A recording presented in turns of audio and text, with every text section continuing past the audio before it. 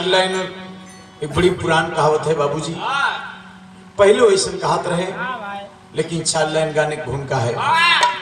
कहना बा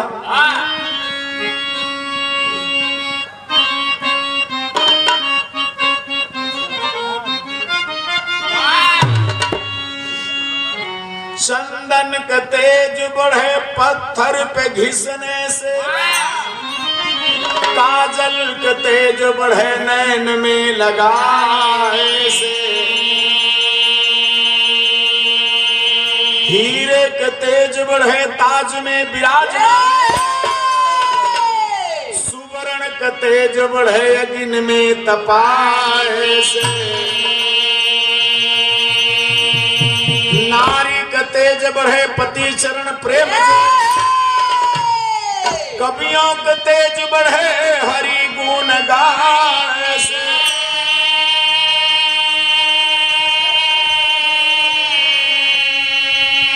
माधो कहे तेज सबका अलग है, लेकिन गवैयन का तेज बढ़े सुनवैयन का पाए से।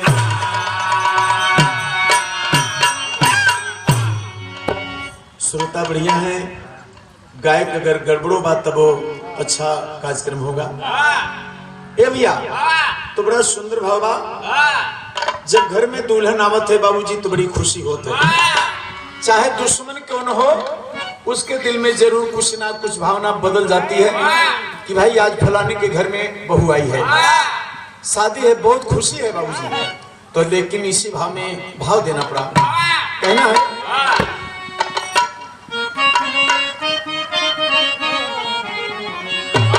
अरे दुश्मन की निगाहों में भी प्यार छलकता है,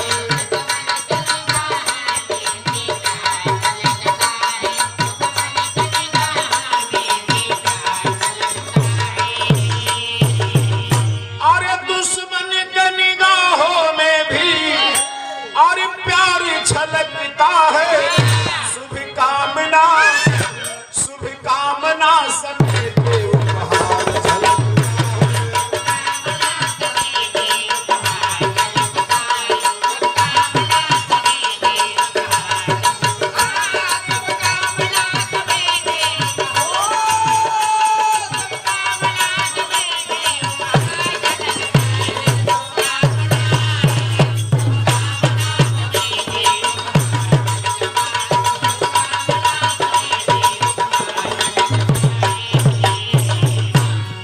विधि का विधान कुछ ऐसा,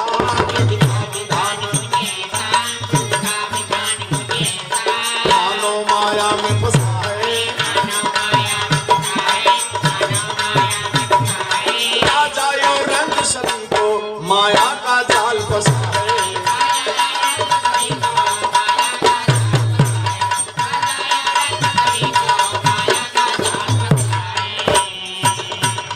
यही से बाबूजी एक कहानी की शुरुआत होता। आप लोग थोड़ा सा कहानी पर ध्यान देंगे भैया। कहानी मौके के बाद जौने उपलक्ष्य में आप सब यहाँ आए हैं उसी उपलक्ष्य में एक छोटा सा प्रसंग है और कहानी है, तो कवि को यहीं से बाबूजी कहना पड़ा। कहानी की शुरुआत लंका से हो रही है, लेकिन जब ये कहानी अयोध्या में पहुंच जाए तो शुभ हो जाए बाबूजी। तो कवि को कहना है एक रोज सेज पर रावण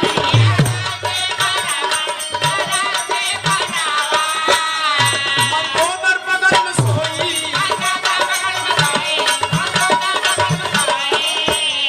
पाई तो फूल अनोखा सपनों में रानी,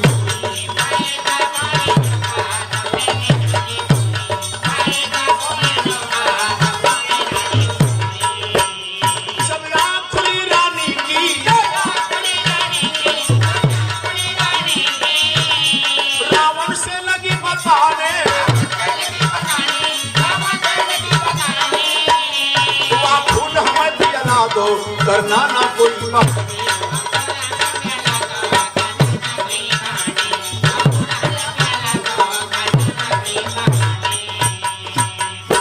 रावण बोला महारानी, जो फूल सपन में पाया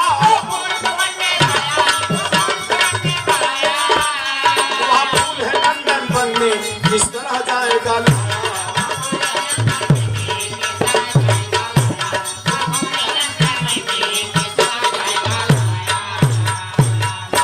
आप लोग कहानी पर ध्यान देंगे। एक दिन की बात बा, दशकंधर सो रहा था बाबूजी, मंदोदरी जाके धीरे से बगल में सो गई और जैसे मंदोदरी सोना शुरू किया बाबूजी तैसे सपन देखना शुरू किया। मेहरारू सपन ज्यादा देखा था जब खलिहर रहा तब। अच्छा, जब खलिहर रहा तब सपन देखा थी। मंदोदरी जैसे सोना शुरू किया बाबूजी तैसे सपन देखे लगी और सपने में मंदोदरी देखती है दो बड़ा सुंदर फूल, बड़ा सुंदर सुंदर दो फूल पाई सपने में। और वो फूल पा के मंदोदरी सपने में इतना प्रसन्न है, इतना प्रसन्न जिसका बाबूजी कोई जवाब नहीं है। फूल को गले से लगाती है बाबूजी, फूल को चूमन करती है और संजोग देखा इतने में मंदोदरी का आंख खुल गई और जैसे आंख खुली बाबूजी सपन तो सपन है, उस सपन सपन हो गया। अब दोनों फूल हेराई गए, सपन देखत नहीं, सपन सपन हो गए। मंदोदरी पट से रावण के जगाई, रावण उठ के बैठा, बोला रानी का बात बा? अरे कहीं महाराज वही हम इतना सुंदर सपन देखें और वह सपनवा में दुई ठोर इतना सुंदर बढ़िया फूल पाए रहे। स्वामी जैसे हमारा आँख खुली तैसे वो फूल हेराई गया। वह फूलवा हमके स्वामी लादा वो जौन हम सपनवा में पाए। रावण बोला मंदोदरी रात ज्यादा बस सो जा, परेशान मत करा, कोनो जरूरी नहीं ना कि जौन सपने में तू देखा हो का हम पूरे लायक देंगे, सो जा। लेकिन मंदोदरी समझाने से मानी ना बाबूजी, जिद आई गई। अच्छा, कोनो कोनो मेहरारू बहुत जिद्दी होती। अच्छा, अगर मेहरारू कहा कि बाजारे जाता ये चीज ले, अगर मन से तू न लाए तो मेहरारू कोनो कोनो बहुत जिद्दी होती, बिना मगाए ले मनती ना। अब मंदोदरी जिदिया गई कि नहीं स्वामी, जवन हम सपने में फूल पाए रहे वह फूल हमें लाएगा। तो देखा मंदोदरी कैसे जिदिया गई बाबूजी। एक तर्जबा, तर्ज कौन बा भैया?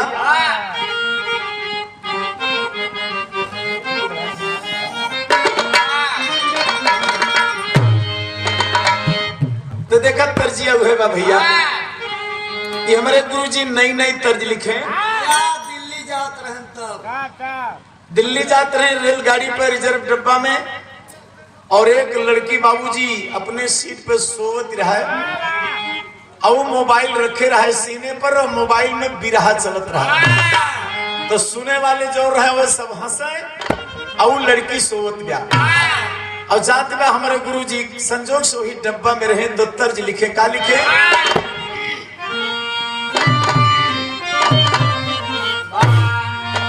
भीतर घुसी मोबाइल बिरहा गा, भीतर घुसी मोबाइल बिरहा गा, अपना मस्त नीदमा सब कहां से।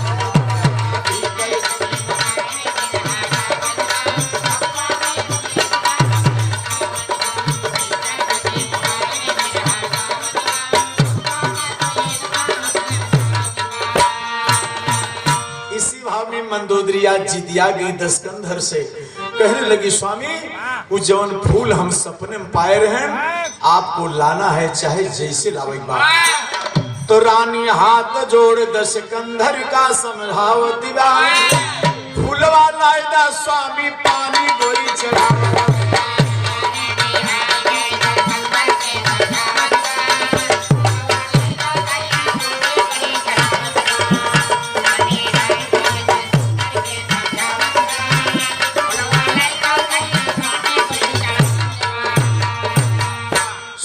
रानी के ललकार में सामने दिया प्यार, सुन के रानी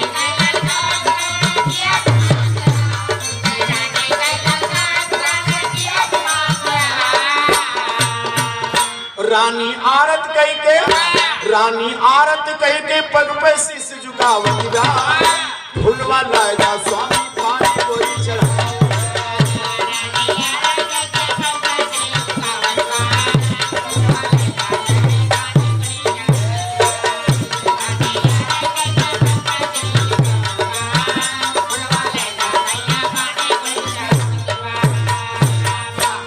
रावण कहा मंदोदरी रात ज्यादा बा, आधी रात के समय बा लगभग, तो न मनबू तो ठीक बा, हम तोहर मांगन पूरा करे बदे जाते हैं, और जब तक फूल पाए न जा मंदोदरी तब तक लंका में नहीं आओ। मंदोदरी कही स्वामी हमें विश्वास बा कि आप फूल पाए जागा। तो विमान सजा के दोस्तों रात के समय में दशकंधर तैयार हो गया। और देखे आप लोग कहाँ जात बा, बहुत बड़ा विद्वान था, आप सभी लोग जानते हैं, बहुत ज्योतिष विद्या में आगे था दशकंधर। ये प्रमाण मिलता है बाबूजी कि त्रेता के समय में बाबूजी रावण जैसा विद्वान इस धरती पर कोई नहीं था। अगर धरती पर कोई विद्वान था तो लंका में रावण था, रावण जैसा कोई नहीं था। अपने ज्योतिष विद्या से बाबूजी समझ गए दशकंधर। तो देखा जात कैसे बा भैया,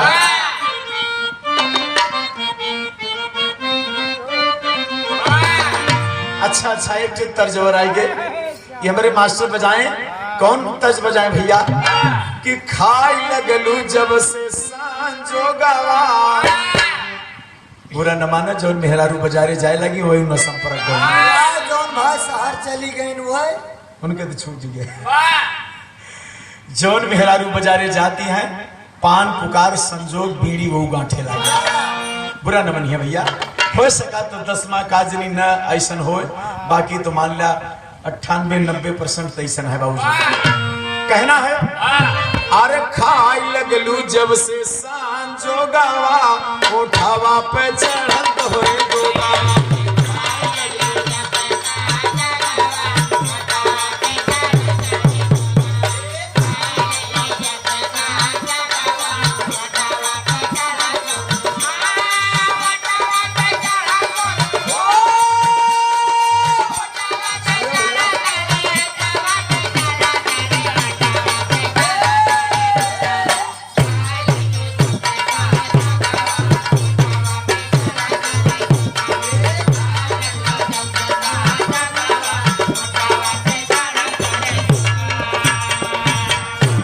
कैले नंदन वन में बल करिया। आप लोग ध्यान दे, रावण कहाँ जा रहा है? हर कैले नंदन वन में बल करिया, देखे सूरपत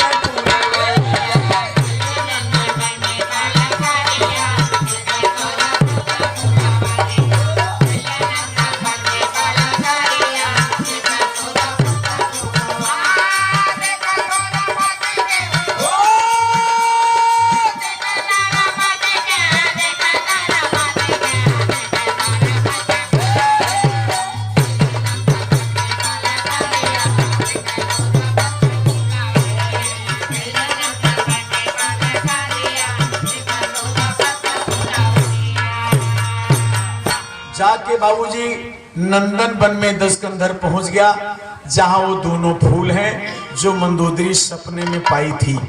रावण जब पहुंचा देख करके बाबूजी बड़ा प्रसन्न हुआ, बहुत खुश हुआ। लेकिन इंद्र भगवान के परी लोग वो फूल का रखावत ही भैया पहरा देते हैं, और ताकि वो बगीचा में कोई वह वन में कोई हले न पाए।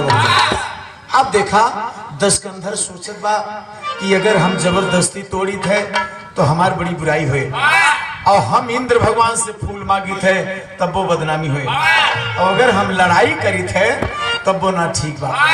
तो रावण बड़े संकट में पड़ गए बाबूजी। का कहे? सोच फूल बद हाथ अरे इंद्र से बढ़ाई, लगी है कलंक होई जग में हंसाई, लगी है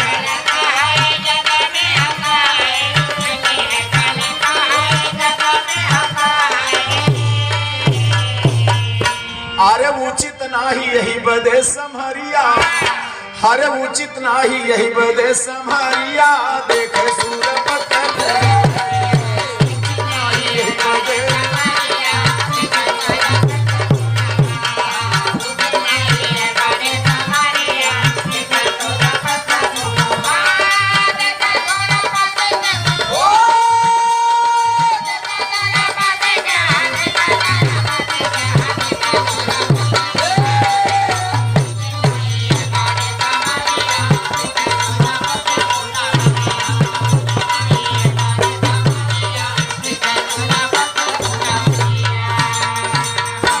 अच्छा भैया, 10 के अंदर घात मुबाक की कब मौका पा जाई फूल तोड़ ली, और संजोग से बाबूजी सवेरे का टाइम बा, और सवेरे का टाइम में 10 कंधर का मौका मिल गया।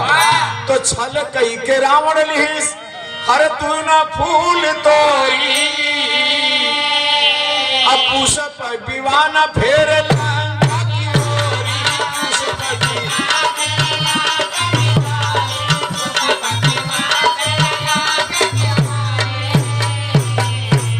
अरे कांप इंद्र पाई की खबरिया, हर कांप इंद्र पाई की खबरिया, देखे सूरपति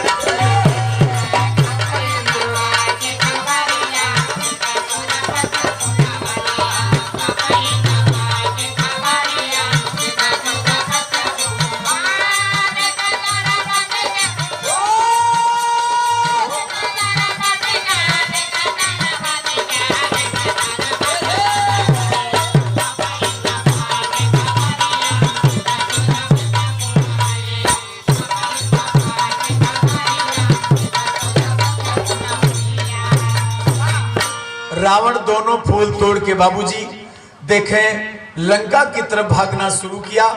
परी लोग जाके इंद्र भगवान को बताएं कि महाराज वो फूल दोनों बगीचा में नहीं है। इंद्र भगवान जब सुने बाबूजी तो कांपे लगे क्रोध से और भाग के गुरु बृहस्पति के पास गए। जब गुरु बृहस्पति से पूरी घटना बताए तो गुरु बृहस्पति अपने तंत्र मंत्र विद्या से विचार करने लगे। तो गुरु बृहस्पति इंद्र भगवान को शांति करके बाबूजी वो भेद बतावता है। क्या भेद बतावता है? गुरु बृहस्पति बतलाए या फूल धरा पर जाएगा, गुरु बृहस्पति बतलाए या फूल धरा पर जाएगा। ले गया दशानन लंकापति पर काम उसे ना। गुरु बृहस्पति तुरंत जान गए। इंद्र भगवान से कहे देखा परेशान हो एक बात ना बा, ये फूल लंकापति रावण ले जा रहा है, मृत लोक में ले जा रहा है, लेकिन वह फूल के अंदर कौन गुण बा कि रावण को पता ना बा। वह फूल में बाबूजी बहुत बड़ा गुण था लेकिन रावण को पता नहीं है। इंद्र भगवान शांति हुए बाबूजी और देखें तब तक फूल लेके 10 कंधर लंका में पहुंचता है। टेरी के भाव में बाबूजी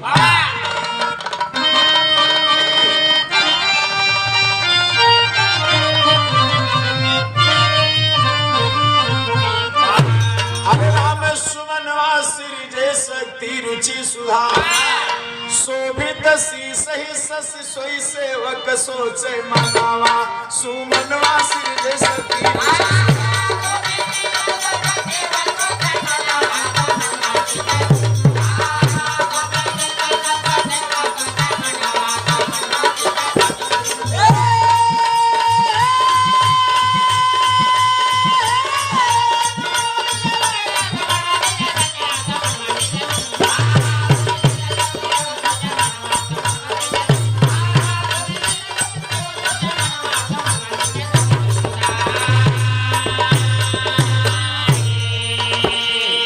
बाबूजी वो दोनों फूल लेके जब 10 कंधर लंका में पहुंचता है, मंदोदरी को दिया भैया तो मंदोदरी पा के बाबूजी बार बार रावण के चरण को चूमन कर रही है। क्यों अरे स्वामी मन से दू होते ऐसे हो जवन मेहरारू सपने में देखे भैया और जे मर्द लाई दिए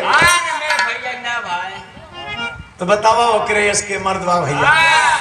मंदोदरी रावण के चरण के बाबूजी चूमन करते हैं कि अरे स्वामी हम जो सपने में देखें वो का आप हकीकत में लाके दे दिया। देखिए बाबूजी बड़े प्यार सम्मान से मंदोदरी उस फूल को रखती है बाबूजी और रावण लंका में राज कर रहा है। लेकिन राज करते करते काफी समय बीत गया और कौन समय बीत गया उस समय आएंगे कि अब आप लोग लंका से सीधा अयोध्या चले। अयोध्या में इसलिए चले कि राम के ब्याह भा और सीता के साथ साथ दुल्हन बन के बाबूजी जैसे उर्मिला हुई और सीता हुई, मांडवी हुई, सुकीर्ति हुई। ये जनकपुर से बाबूजी 4-4 दुल्हन महाराज दशरथ के घर में आती हैं। जैसे प्रधान भैया के घर में दुल्हन आई है, कितनी बड़ी खुशी है और उसी उपलक्ष्य में जलसा सजाया गया है। लेकिन आप लोग चलिए, जिसमें राम का विवाह सीता के साथ में होता है और लक्ष्मण के विवाह उर्मिला के साथ में होता है, मांडवी के विवाह भरत भैया से होता है, सुतकीर्ति के विवाह बाबूजी शत्रुघ्न भैया से होता है, उस समय बाबूजी कितनी बड़ी खुशी रही हुए। चार चार बहू जनकपुर से चल के बाबूजी अयोध्या में महाराज दशरथ के घर में दुल्हन बन के आती हैं। आज अयोध्या की शोभा बहुत बड़ी शोभा है बाबूजी, लेकिन कहना है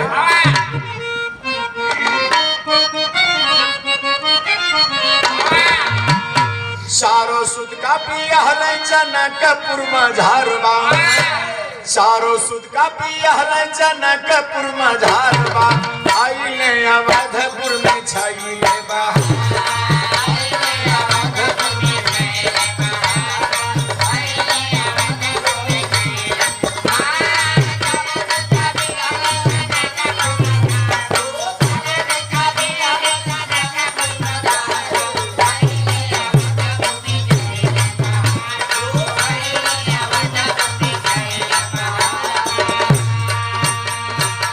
राम सिया जोड़ी मांडवी भरत संगवा, शत्रुघ्न सुतकीर्ति उर्मिला लखन जी की अंगवा।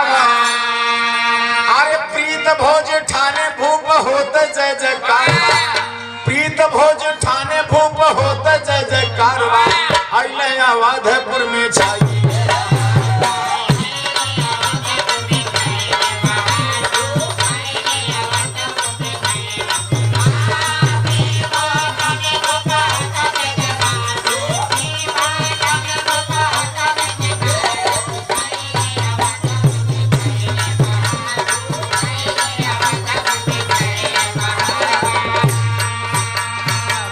हमारे परम श्रद्धेय बड़े भाई माननीय श्री पिंटू यादव जज्जोर के पावन धरती से प्रधान भैया की तरफ से ये 201 रुपए का और सम्मान आया है। भैया के बहुत बहुत धन्यवाद बा, सुखी जीवन की कामना बा। और भैया को फरमाइश बा कि जौन सीता सुगना संवाद में जनकपुर में सखी लोग गारी गावत रही राम के ब्याहे में, तो 2 लाइन वो मार दे। अच्छा भैया, बराते गए हमारे प्रधान भैया, तो उस समय की बात बा जब बारात लेके महाराज दशरथ जनकपुर में गए थे, तो जनकपुर की सहेली बाबूजी गारी गावत थी। सीता सुगना संवाद में 2 लाइन दिया गया है, आप लोग सुने होंगे, तो उसी भाव में बाबूजी देखा कहना है।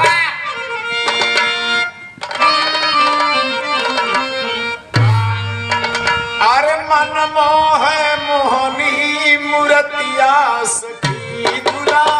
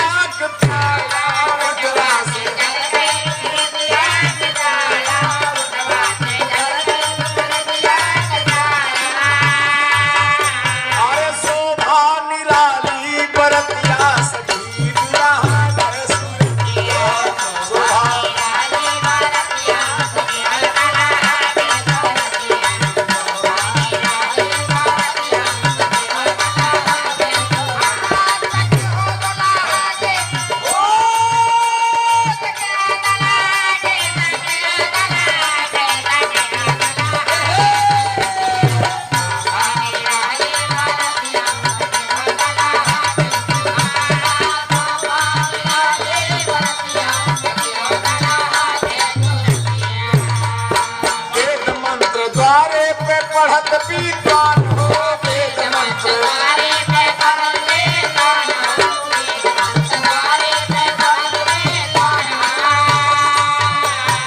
छाई बहार आज बड़ी धूमधाम हो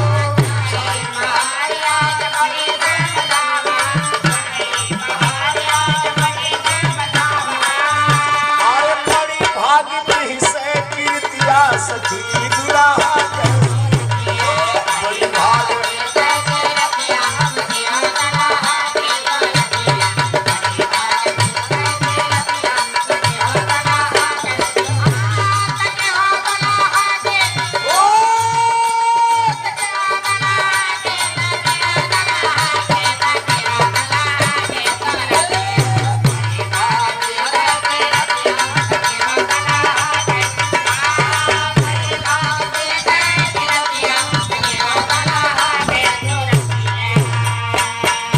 तो वहां की बात थी बाबूजी। चार चार बहू आई बाबूजी। तो ये प्रमाण मिलता है कि प्रीत भोज ठाने भूप होते जय जयकार। ये प्रमाण मिलता है कि राम के ब्याह से बाबूजी ये प्रीत भोज का आयोजन शुरू हुआ है, जो आज हमारे भाई लोग नकल करके ये प्रीत भोज का आयोजन करते हैं। तो प्रीत भोज बाबूजी राम की ब्याह से शुरू हुआ। अब संजोग देखे बाबूजी, महाराज दशरथ के इतनी खुशी जो ने कोनो जवाब नहीं ना। और माताएं बहनें भी बड़ी खुश होती हैं जब घर में कोनो अच्छी बात होता है। बहुत सोहर मंगल गीत गावती माताएं बहनें, और जब दुल्हन आवत है तब का कहे तो बुढ़ियो जवान हो जाती भैया। गाड़ी गाँव में सोहर मंगल गीत गाँव में बुढ़ियो जवान क्यों से तेजी। हाँ तो देखा बाबूजी कहना है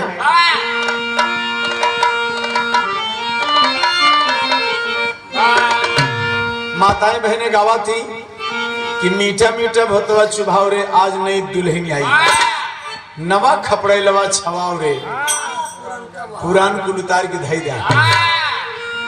भैया लेकिन देखे कहना है गीत में हमारे, अरे दुल्हन ससुरवा में आई री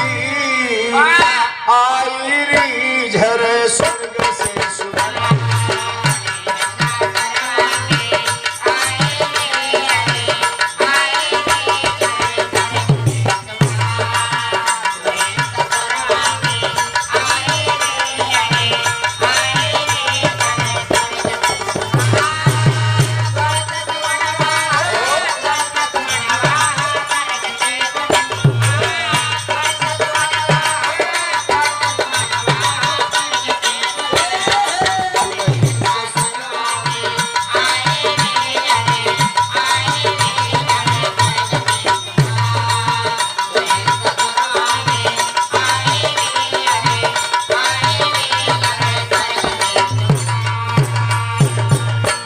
इतने नए बाबूजी ऋषि मुनि देव सब नवते मैले हो।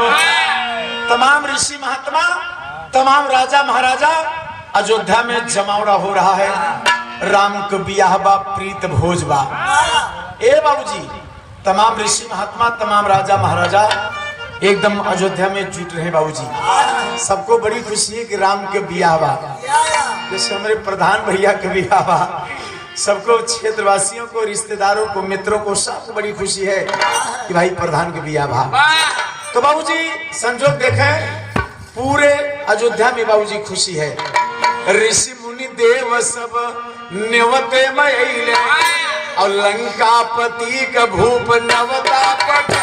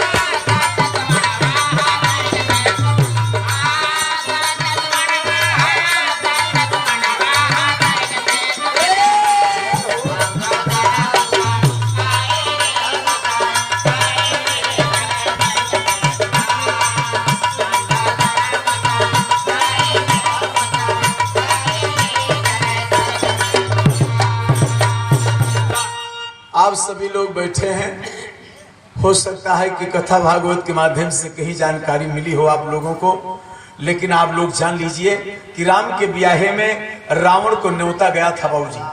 महाराज दशरथ न्योता रावण को भेजे थे, और जब न्योता अयोध्या में पहुंचा, अयोध्या के न्योता जब लंका में पहुंचा तो रावण अवाक हो गया। रावण सोचने लगा जाई कि न जाई, जाई कि न जाई। अब बड़े संकट में पड़ गया। मंदोदरी जब सुनी कि अयोध्या से न्योता है बा राम के बियाह बा तो और खुश भई। अब रावण के समझाओ दे नहीं महाराज, न्योता न छोड़ा, अयोध्या जरूर जा। अब प्रधान भैया के यहाँ जे न्योता पाए कि न आए भैया तो थोड़ा सा गुस्सा लगवे करे। तो हमारे प्रधान भैया जज्जौर के माननीय श्री पिंटू यादव जी कुछ बोलना चाहते हैं, मंच पर आवे। बहुत बहुत धन्यवाद।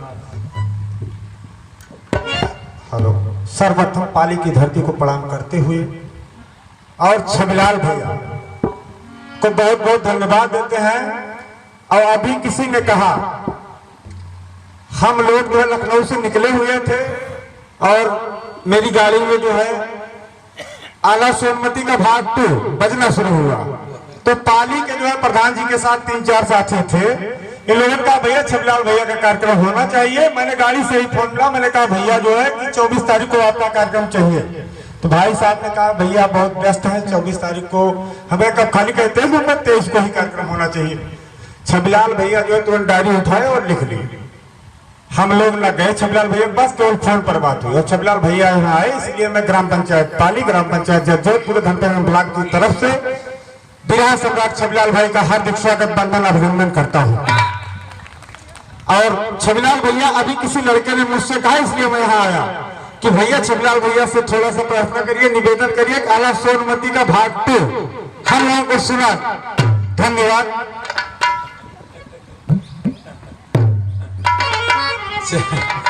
चलिए बहुत बहुत धन्यवाद है भाई। अपनी अपनी पसंद होती है, तो आप लोग के जो फरमाइश है हम कोशिश करेंगे कि फरमाइश पूरी हो। इस समय कार्यक्रम लगातार चल रहा है, बड़ी व्यस्तता है। अभी रात में फिर हमको जाना है, दोस्तपुर के लगे कार्यक्रम है, और रात में हमारा प्रोग्राम यहाँ था कोछा से और उत्तर भग्गू जलालपुर में, रात में वहां थे और यहाँ आए। यहाँ से फिर रात में वहां जाना है, थोड़ी सी 5 मिनट और समय लेंगे, और उसके बाद जो हमारे प्रधान भैया का फरमाइश का, तो हम कोशिश करेंगे कि फरमाइश पूरी हो। तो बाबूजी देखें, कहना है माताएं बहनें गावा थी, लेकिन गीत के लाइन हुए बा कि दुल्हन ससुरवा में आई री झरे स्वर्ग से सुआ।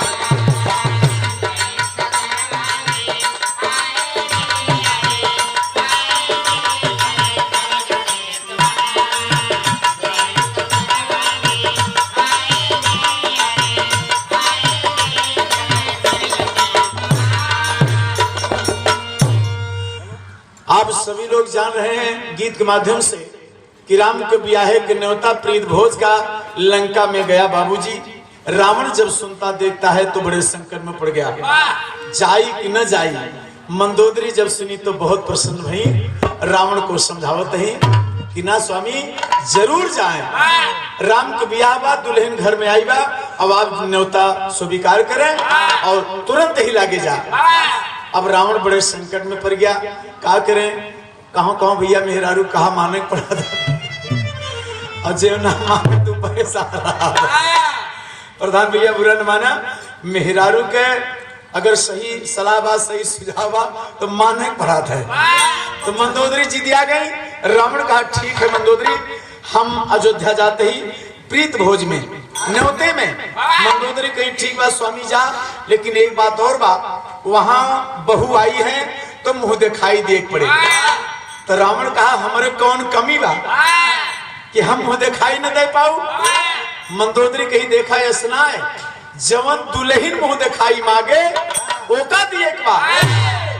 रावण का भाई पता नहीं दुल्हन का मुंह दिखाई मांगे। अच्छा चला कोनो बात ना ना, रावण विमान सजा के बाबूजी चल दिया। लेकिन कैसे चलते बाबूजी, पापड़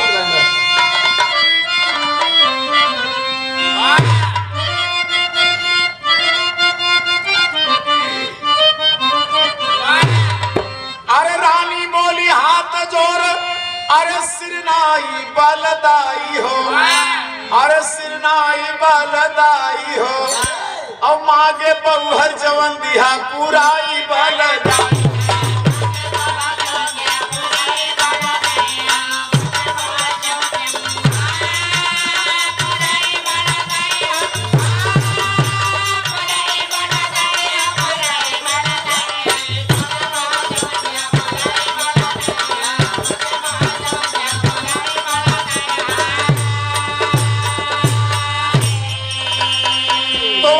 सिकंदर पहुंचा, अरे अवध की नगरिया, अब भोजन करने बैठा ऋषि मुनि के संघरिया। तमाम ऋषि महात्मा, तमाम राजा महाराजा अयोध्या में बाबूजी जमावड़ा हो गया। जब भोजन तैयार हुआ तो भोजन करने जिस समय दशकंदर तमाम ऋषि महात्मा के साथ में बैठता है बाबूजी, एक बड़ी पुरानी परंपरा बा, आप लोग भूल गए होंगे, लेकिन हमारे जो बुजुर्ग माताएं बहनें हैं या हमारे जो पिता तुल बुजुर्ग हैं, इनको बाबूजी याद होगा। एक बड़ी पुरानी परंपरा ही बा, जब दुल्हन घरे में नई नई आवत है तो के हदी पदी जे होते तो वह दुल्हनिया भोजन परोस आता है और परोस के थारी खींच लेते हैं। उस दुल्हनिया चाहे नंदोई रहे, चाहे जीजा रहे, चाहे मौसा रहे, चाहे मामा रहे, वो थारी परोस के तो के खींच ले। जब दुल्हनिया थारी खींच ले तो जेका जोन भगवान दे रहे तो बाबूजी वो दुल्हनिया के मुंह दिखाई देता है। तो देखा रावण सबके साथ में भोजन करने बैठा है और सीता जी भोजन परोस रही हैं, और रावण के सामने भोजन परोस के सीता थाली खींच ली। जब भोजन के थाली सीता खींच ली तो दशकंदर हंसा और बोला, करे सीता हम जानते तुम्हें मुंह दिखाई चाहिए, तो हमारे भोजन के थाली दा, मुंह दिखाई में का चाहिए मांग ला। ए भैया, अरे हंस के कही दसानन भुजा उठाई बलदाई हो, अरे मांगा बहुहर दे मुंह दिखाई बलदाई।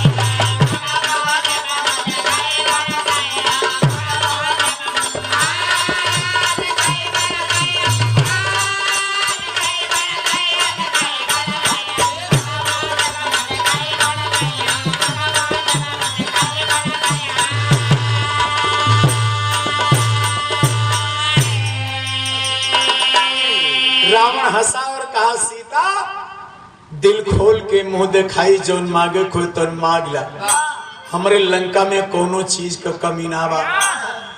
सीता मैया बहुत प्रसन्न हुई। पहले जमाना में बाबूजी 3 त्रिमा चले जात रहा। सीता कही, महाराज जोन मांगे मुंह दिखाई देव्या। रावण कहा देव। 3 बार जब सीता मैया रावण से कहवा लिए बाबूजी, तो यह बाबूजी 3 त्रिमाचा हो जाता है।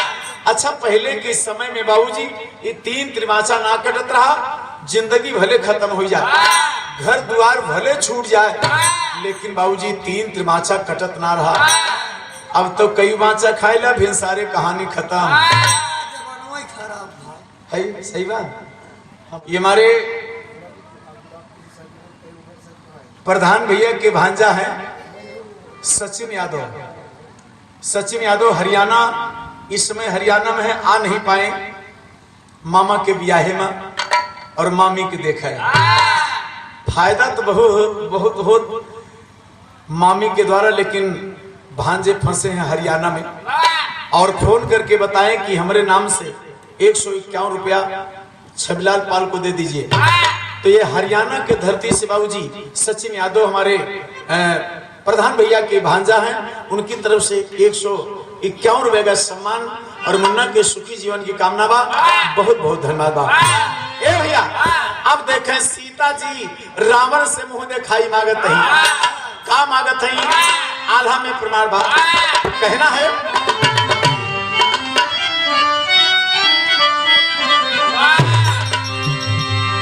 होनी बलवान भगवान जैसे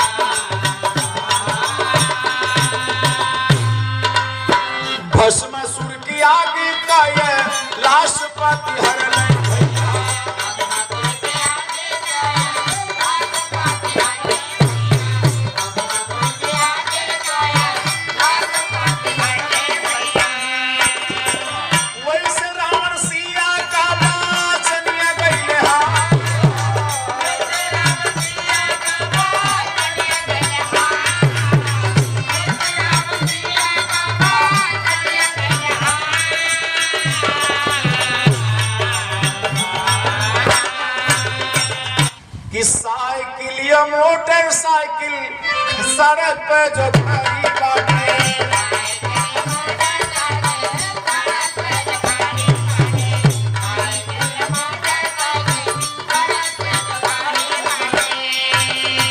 सड़क से हटा के भैया कइले वही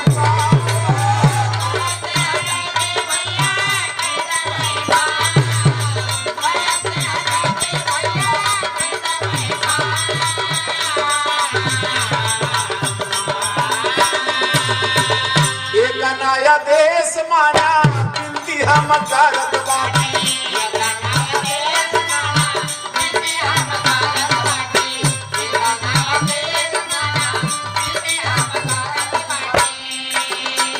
जौने आवा दामन बाना रहे बरकरार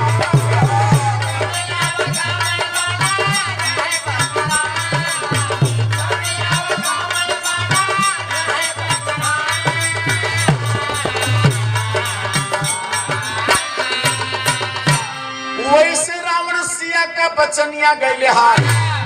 आप लोग ध्यान दे बाबूजी, सीता जी रावण से मुंह दिखाई का मांगत ही। रावण बोलत भाई जल्दी से मुंह दिखाई मांगा भाई, अब हम भोजन शुरू करी। का चाहिए? अब देखा सीता कहेंगी अब तो 3 त्रिमाचा खाए मुंह दिखाई हमार दिए पड़े। रावण कहा बोला झट से भाई का चाहिए? देखे सीता जी का मांगत है। सिया सुने रहली नंदन वन में दुई सुवन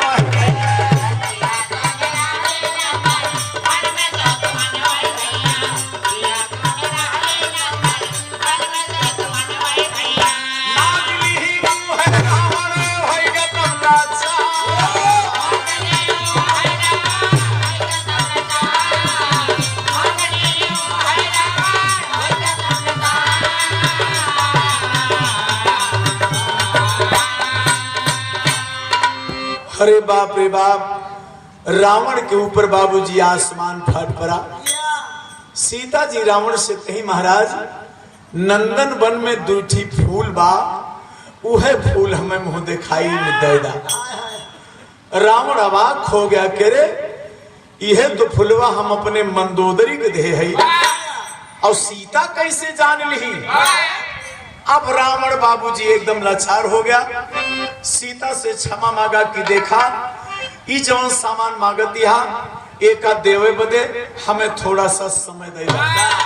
हम तो जानी कोनो वस ने एक चार मकबूल और वही समय बाप बदल दा ये फूल सूल का करबू। अब रावण सोचत बा कि सीता कैसे जान गई यह फूल हम अपने मंदोदरी के दे है। अगर हाँ कहले तो हमार मंदोदरी रिसियाई जाए और अगर इनकार कह दे तो 3 त्रिमाचा कर जाए। रावण बाबूजी बड़े संकट में पड़ गया और सीता जी से थोड़ा सा समय मांगा कि हमका थोड़ा सा समय दे दा और हमें विश्वास हुआ कि तुहार मांगन पूरा होई। बात तो कटक ना चाहिए लेकिन हमें लंका तक फिर जाए पड़े। सीता जी भोजन के थाली रावण के सरकाई दी। रावण भोजन का कि बेचारे के उद्वास लाग गए। झट से हाथ वाथ धोए के ओचोन करके बाबूजी विमान सजा के रावण चल दिया। और बाबूजी कहना है उड़ते उड़ते जाकर के जब लंका में पहुंचा तो मंदोदरी जब देखी तो चेहरा कुमिलान बा। मंदोदरी के समझ मां की कहां झगड़ा कैले हैं मारिया है। मंदोदरी समझ गई कहां झगड़ा लड़ाई के की आवत है। चेहरा ठीक ना बा। पहुंचते भरे में मंदोदरी पूछे लगी स्वामी ये आपके चेहरा फीका बा का बात बा कहां कोनो बात ना होई गे। कहे कुछ बात ना है ना लेकिन बड़ी जबरदस्त बात होई गे। कहीं का रावण कहत बा मंदोदरी का बताई कुल चौपट होई गया। हम तो उससे कहत रहन कि न जाब नौता ठीक बा। कहीं का कुछ बतावा ना। कहे का बताई तू कह रही जौन दुल्हनिया मुंह दिखाई मांगे वह हाँ कैली है तो हम तो हाँ कैले हन। कहीं तो का भा कहे जौन वह फूलवा लाए के तुम्हें देहे है वह सीता जी मांग ली। अच्छा बताओ सीता का कैसे मालूम है क्या। कहीं स्वामी यही की ताई बड़ी चिंता में पड़ा हा। कहे हाँ कहे चिंता न करा फूलवा तो हम धरे नहीं। अरे ही लागे ले जा सीता के देवा वादा न करा भाई तुरंत जा और लिया बड़े सम्मान से बाबूजी मंदोदरी दोनों फूल उठा के रावण को दे दिया। रावण का हमारी मंदोदरी हम तो जानी रिसियाई जाबू, लेकिन ठीक बा मामला। तुरंत दोनों फूल लेके बाबूजी दशकंदर विमान में बैठ के और फिर अयोध्या की तरफ चल दिया। पूछ पर विमाना पे चढ़ी के दशानन में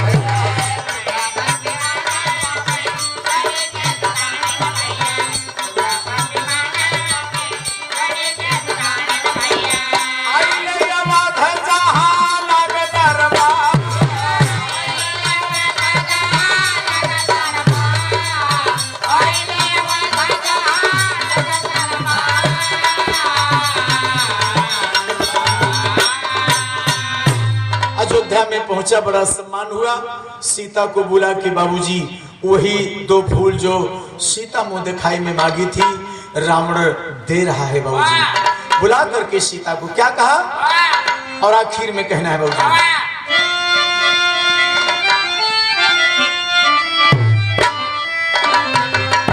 अरे प्रीत भोज माते के दुना सुमनवा चले। आज जे हदी पदी वाला आए हुए बाबूजी वो दुल्हनिया का कुछ ना कुछ मुंह दिखाई दे के जाए, वो चाहे पुरुष हो चाहे महिला हो, सब दुल्हनिया को मुंह दिखाई दे है और आशीर्वाद दे है। रावण सीता को मुंह दिखाई दे रहा है। अरे प्रीत भोज माते के दोनों सुमनवा चले और ना ही रहले वही पुष्प के दिया नवा चले।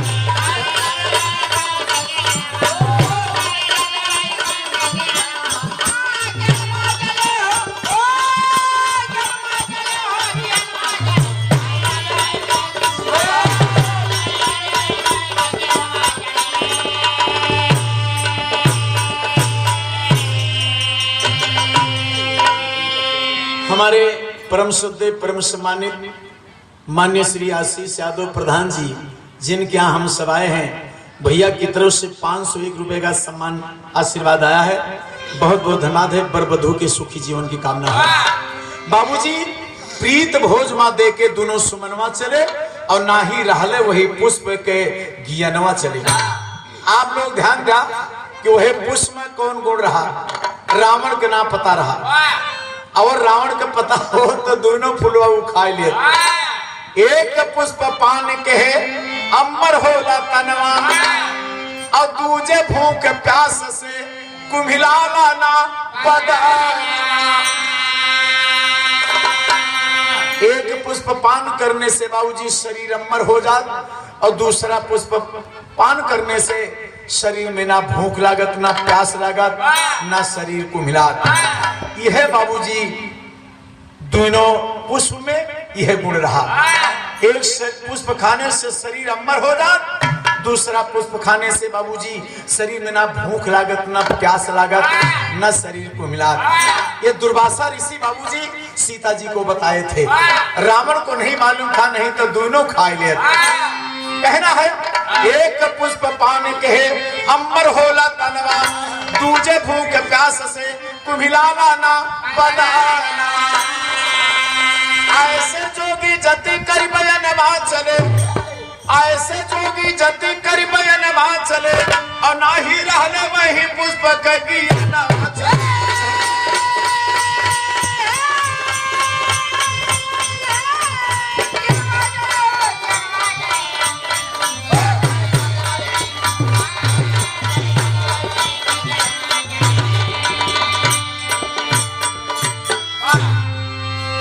तो इस प्रकार से बाबूजी मुंह दिखाई माई सीता रावण से फूल पाई और दोनों फूल में बाबूजी बहुत बड़ा गुण है। और पुष्प दे करके दशकंधर लंका में आया, प्रीत भोज संपन्न हुआ। और ये बाबूजी प्रीत भोज के बारे में गीत रही, जिस उपलक्ष्य में आप सब आज यहाँ आए हैं। तो चली आ रही आदिकाल से प्रीत भोज की जय गुरु सीता राम सा। अरे हनुमान सजावे कीर्ति हो सुमनवा सिरजे शक्ति रुचि सुधा पूजे छवि लाल गुरु माधव के चरणवा सुमनवा सिरजे शक्ति।